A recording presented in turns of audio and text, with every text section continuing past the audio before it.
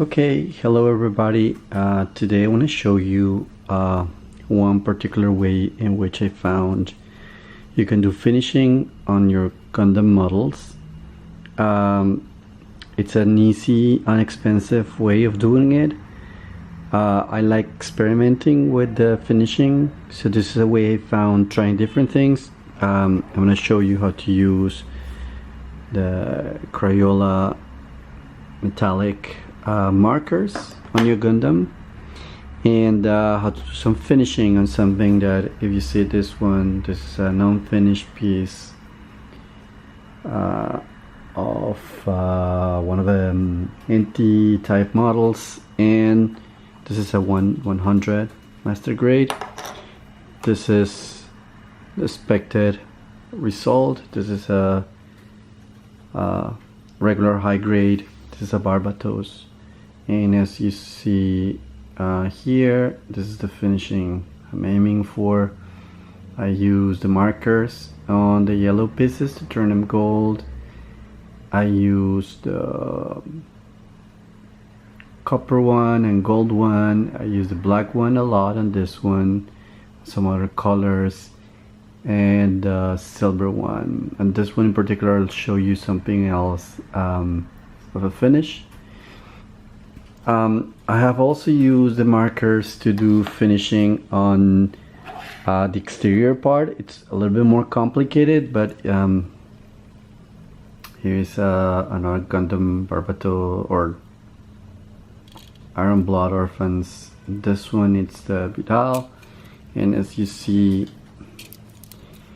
the blue, it's not the common blue, plastic blue that comes in the box, and neither the black, as you see, it's a different finish.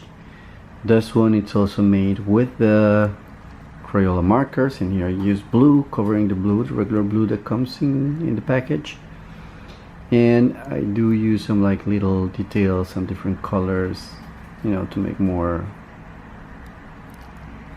realistic effect at the end. This is probably the only sticker I use in the whole model. The rest is made out of like paintings. One thing that I do in particular, that it's an adding on some of the models, I believe this is quite something interesting, is if you look closely into the face. Let me see if I can. Into the eyes are painted green, but they're painted with glow in the dark color. So when you see them at night, you can just put a little bit of a light on the face and then turn off the lights, and then the eyes will shine. That is pretty cool, I think. So I'm going to show you a little bit what I do. This is a regular piece, and this is the plastic color that you see normally, right? And even though this doesn't look bad, what I try to do is always achieve a better, more realistic look. Black is one of the colors that I use a lot. The other one that I use a lot is the silver one. You can do some testing first. The other option is you just apply a little bit. It will cover at the beginning, but then if you just leave it like it is, it might just fade. And in some chances, I actually look for a different finishing, so I don't want the shiny one. I want more like a metallic one. Let me see if I can focus my camera here. So the metallic one, it's I actually achieve it by painting, and then with a brush, just brush it off a little bit. So if you see, the whole color fades away a little bit, but it also leaves this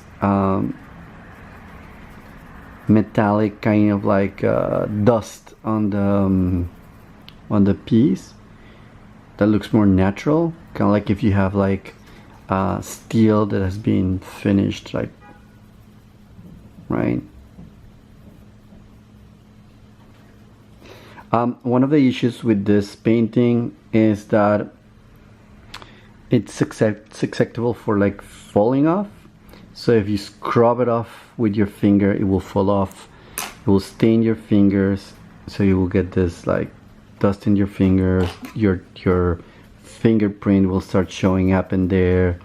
So if you leave it dry for a long time, it will stay better, but still you will get like bruises and things that will start scratching off and peeling off. So the best way to finish that or solve that is by using a lac on top of it. I prefer to use the testers one, but the gloss finish. The gloss finish has a thing that doesn't take the silvery metallic finishing off, so you still get the silvery metallic finish with the lac, right? This is what it did on this one. This already had the lac applied, so when you see the colors, there you go. When you see the colors, you still got the metallic kind of like look with the finished colors. On some places I decided that I wanted like a more continuous silver color, so instead of like using the Crayola ones and the brush, what I did is I applied an initial layer of a regular Sharpie metallic, silver metallic. So in these areas, as you can see here, you see that it's more metallic, also in here, right, or in here. And after applying the metallic Sharpie that will kind of like cover the whole surface, then you could also, after the metallic one, apply a little bit of a color.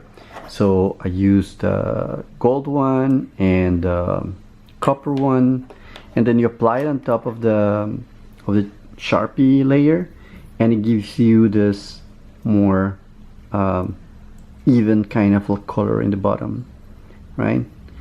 This I believe is really good when you're doing like your frame. It gives it like a really nice surface and texture at the end. It's really easy to like apply because you just need a brush and a marker. It's not expensive. A box of this ones are around $5 or $6. You can get it on Amazon or different places, any local store. And then regular brush, I use a flat one, and it gives a completely different, if you see here, a completely different, sorry,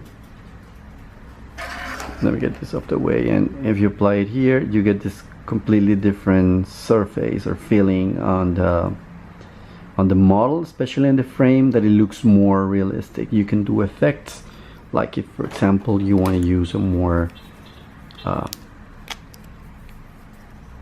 copperish color here, you can also apply copper, right? It does not stay there unless you apply it and then you apply a lac on top of it. But the other thing that you could do is try to play with this, you know, colorish, in a way of giving like a more natural feeling to the plastic, right? And you get different textures and shades, unless you want like the completely covered feeling that will require something else.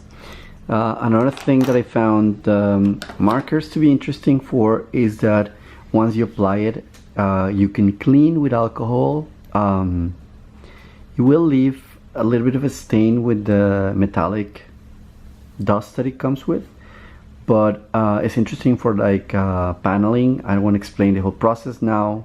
I don't want the video to be too long, but for outside or finishing on like the, you know, outside panels, if your Gundam has a specific color, especially the ones that come with the pack, with the Crayola pack, it might be something interesting. It might give a more metallic kind of like finishing to your model. You can also do effects like in here in the gun. I did a little like shading with the same thing. The only thing then on this one that is not being changed, as you see, is the hands, that I'll probably do later on, but everything else is just like covered and finished with the same texture, I believe it gives a completely different texture and a more, you know, realistic view to your Gundam. Once is the lac is applied, on this one already applied the lac, it's not gonna come off, so you don't have to be as careful as at the beginning.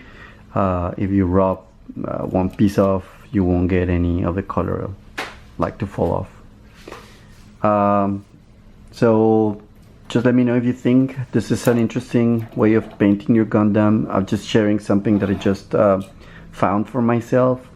Hopefully it will be interesting for you and you can try it.